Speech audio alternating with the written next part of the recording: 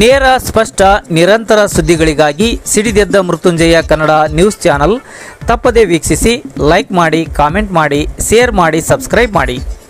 ಕತ್ತಲೆಯಿಂದ ಬೆಳಕಿನೆಡೆಗೆ ನಿಮ್ಮ ಧ್ವನಿ, ನಿಮ್ಮ ಚಾನಲ್. ಕ್ಷಣ ಕ್ಷಣದ ಮಾಹಿತಿಗಾಗಿ ತಪ್ಪದೇ ವೀಕ್ಷಿಸಿ. ನೊಂದವರ ಧ್ವನಿ, ಆರೋಗ್ಯದ ಮಾಹಿತಿಗಳ ಸುದ್ದಿ ಕಣಜ.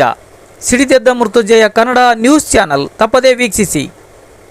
ವಿಜಯನಗರ ಜಿಲ್ಲೆ ಹೂವಿನ ಹಡಗಲಿಯಿಂದ ಕಾರ್ಮಿಕರ ಹಕ್ಕಿಗಾಗಿ ಬೃಹತ್ ಪ್ರತಿಭಟನೆ 11/2/2024 ಫ್ರೀಡಂ ಪಾರ್ಕ್ನಲ್ಲಿ ಬೆಂಗಳೂರಿನಲ್ಲಿ ನಡೆಯುವ ಈ ಪ್ರತಿಭಟನೆಗೆ ಪಾಲ್ಗೊಳ್ಳಲು ಕಾರ್ಮಿಕರು ಪಾಲ್ಗೊಳ್ಳುವಂತೆ ಪ್ರೆಸ್ ನೋಟ್ ನೀಡಿದ ರಾಜ್ಯ ಮಹಿಳಾ ಅಧ್ಯಕ್ಷೆ ಮೌನೇಶ್ವರಿ ಬಡಿಗೇರ್ ಮಾನ್ಯ ಹಾಗೂ ತಾಲೂಕು ಅಧ್ಯಕ್ಷರಾದ ಜೆ ಹನುಮಂತಪ್ಪ ಅವರು ಪ್ರೆಸ್ ನೋಟ್ನಲ್ಲಿ ಎದ್ದೇಳಿ ಕಾರ್ಮಿಕರೇ, ನಮ್ಮ ಹಕ್ಕು ನಾವು ಪಡೆಯೋಣ. ಕಟ್ಟಡ ಮತ್ತು ಇತರೆ ನಿರ್ಮಾಣ ಕಾರ್ಮಿಕರು ಸಾಮಾನ್ಯವಾಗಿ ಬಡತನದ ಬದುಕಿನಲ್ಲಿ ಬದುಕುತ್ತಾ ಹೆಚ್ಚಾಗಿ ಅವಿದ್ಯಾವಂತರಾಗಿರುತ್ತಾರೆ.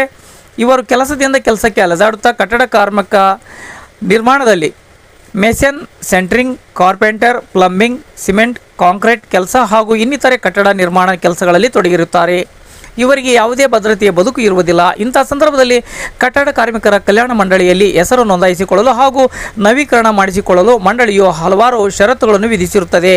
ವೇತನ ಚೀಟಿ, ಹಾಜರಾತಿ ನಿಯಮಗಳನ್ನು ರದ್ದುಗೊಳಿಸಬೇಕು. ಕಾರಣ, ಕಟ್ಟಡ ಕಾರ್ಮಿಕರ ಕಲ್ಯಾಣ ಮಂಡಳಿಗೆ ಕಾರ್ಮಿಕರ ನೋಂದಣಿ ನವೀಕರಣಕ್ಕಾಗಿ ನಿಯಮಗಳನ್ನು ಸರಳೀಕರಣಗೊಳಿಸಲು ಸೂಕ್ತ ಆದೇಶವನ್ನು ನೀಡಬೇಕೆಂದು ತಮ್ಮಲ್ಲಿ ವಿನಂತಿಸಿಕೊಳ್ಳುತ್ತಿದ್ದೇವೆ. ಹೀಗಿರುವಾಗ ಕಾರ್ಮಿಕರು ಅತಂತ್ರ ಬದುಕು ಸಾಗಿಸುತ್ತಾ ಕೆಲಸ ನಿರ್ವಹಿಸುವ ಸಮಯದಲ್ಲಿ ನೋಂದಣಿಯಾಗಿ ನವೀಕರಣಕ್ಕಾಗಿ ಕಟ್ಟಡ ಪರವಾನಗಿ ಪತ್ರ, ನಕ್ಷೆ, ವೇತನ ಚೀಟಿ ಹಾಗೂ ಹಾಜರಾತಿ ಪುಸ್ತಕ ಕೇಳಿರುವುದು ಇವರಿಗೆ ಒದಗಿಸಿಕೊಡುವುದು ಅಸಾಧ್ಯದ ವಿಷಯವಾಗಿರುತ್ತದೆ.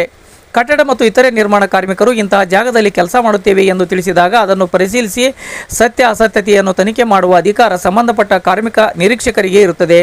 ಇಂತಹ ಸಂದರ್ಭದಲ್ಲಿ ಈ ರೀತಿಯ ಕಾನೂನುಗಳನ್ನು ಜಾರಿ ಮಾಡಿರುವುದರಿಂದ ಸಾವಿರಾರು ಕಟ್ಟಡ ಕಾರ್ಮಿಕರಿಗೆ ಗುರುತಿನ ಚೀಟಿಯನ್ನು ಪಡೆಯಲು ಸಾಧ್ಯವಾಗುತ್ತಿಲ್ಲ. ವಿವಿಧ ಬೇಡಿಕೆಗಳು. ನೋಂದಣಿಯಾಗಿರುವ ಕಟ್ಟಡ ಕಾರ್ಮಿಕರಿಗೆ 5 ಲಕ್ಷ ರೂಪಾಯಿಗಳ ವಸತಿ ಸೌಲಭ್ಯವನ್ನು ಕಾರ್ಮಿಕ ಇಲಾಖೆಯಿಂದ ಕೂಡಲೇ ಘೋಷಣೆ ಆಗಬೇಕು. ನೋಂದಣಿಯಾಗಿರುವ ಕಟ್ಟಡ ಕಾರ್ಮಿಕರಿಗೆ ಉಚಿತ ಬಸ್ ಪಾಸ್ ಕಾರ್ಮಿಕ ಇಲಾಖೆಯಿಂದ ಕೂಡಲೇ ನೀಡಲು ಆದೇಶ ಹೊರಡಿಸಬೇಕು.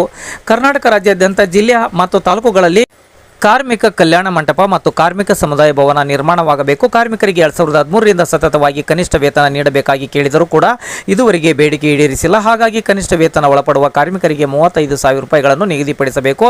ಕಾರ್ಮಿಕ ಮಕ್ಕಳಿಗೆ ವಿದ್ಯಾಭ್ಯಾಸಕ್ಕಾಗಿ ನೀಡುತ್ತಿರುವ ಸೌಲಭ್ಯವನ್ನು 2019-20 ಸಾಲಿನಲ್ಲಿ ಏನು ನಿಗದಿ ಆಗಿದೆಯೋ ಅದೇ ಸೌಲಭ್ಯವನ್ನು 2023-24 ಸಾಲಿನಲ್ಲೂ ಕೂಡಲೇ ನೀಡಬೇಕು. ನೋಂದಣಿಯಾಗಿರುವ ಕಾರ್ಮಿಕರಿಗೆ ಚಿಕಿತ್ಸೆಗಾಗಿ ಯಾವುದೇ ಖಾಸಗಿ ಆಸ್ಪತ್ರೆಯಲ್ಲಿ ಕಾರ್ಮಿಕರಿಗೆ ಚಿಕಿತ್ಸೆ, ಆಪರೇಷನ್ಗೆ ಒಳಪಟ್ಟಲ್ಲಿ 5 ವರ್ಷದವರೆಗೆ ಮರುಪಾವತಿ ನೀಡಬೇಕಾಗಿ ಅನುಕೂಲ ಮಾಡಿಕೊಡಬೇಕು. ಇದು ರಾಜ್ಯಾದ್ಯಂತ ಕಾರ್ಮಿಕ ಇಲಾಖೆ ವತಿಯಿಂದ ವಂತಿಗೆ ಹಣವನ್ನು ಇಡೀ ರಾಜ್ಯಾದ್ಯಂತ 2% ಹೆಚ್ಚುವರಿಯಾಗಿ ಏರಿಸಿ ಪಾವತಿ ಮಾಡಿಸಿಕೊಳ್ಳಬೇಕು. ಇಡೀ ರಾಜ್ಯದಲ್ಲಿ ಸಕ್ಕರೆ ಕಾರ್ಖಾನೆಗಳಲ್ಲಿ ಕಾಮಗಾರಿಯಾಗಿ ತೊಡಗಿಸಿಕೊಂಡಿರುವ ಕಾರ್ಮಿಕರಿಗೆ PF ಮತ್ತು ESI ಕೂಡಲೇ ಜಾರಿಯಾಗಬೇಕು. ರಾಜ್ಯಾದ್ಯಂತ ನೋಂದಣಿಯಾಗಿರುವ ಕಾರ್ಮಿಕರಿಗೆ ಆರೋಗ್ಯ ತಪಾಸಣೆಯನ್ನು ಮಾಡುತ್ತಿರುವುದರಿಂದ ಮಂಡಳಿಯಲ್ಲಿರುವ ಹಣವು ದುರುಪಯೋಗವಾಗುತ್ತಿದೆ. ಆದ ಕಾರಣ ಆರೋಗ್ಯ ತಪಾಸಣೆಯನ್ನು ಕೂಡಲೇ ನಿಲ್ಲಿಸಬೇಕು. ಕಾರ್ಮಿಕರ ದಿನಾಚರಣೆ ಮೇ 1ರ ದಿನದಂದು ನೋಂದಣಿಯಾಗಿರುವ ಕಟ್ಟಡ ಕಾರ್ಮಿಕರಿಗೆ 25,000 ರೂಪಾಯಿಗಳನ್ನು ಬೋನಸ್ ಮುಖಾಂತರ ನೀಡಬೇಕು. ಇದೇ ಮಾದರಿಯಲ್ಲಿ ಲೇಬರ್ ವೆಲ್ಫೇರ್ ಬೋರ್ಡಿನಲ್ಲಿ ವಂತಿಕೆ ಹಣವನ್ನು ಕಟ್ಟುತ್ತಿರುವ ಕಾರ್ಮಿಕರಿಗೆ ಮೇ 1ರ ದಿವಸದಂದು 25,000 ರೂಪಾಯಿಗಳನ್ನು ಬೋನಸ್ ಮುಖಾಂತರ ನೀಡಬೇಕು. ಕಟ್ಟಡ ಪರವಾನಗಿ ಪತ್ರ, ನಕ್ಷೆ ಅನುಮೋದನೆಯನ್ನು ಈ ಕೂಡಲೇ ಹಿಂಪಡೆಯಬೇಕು.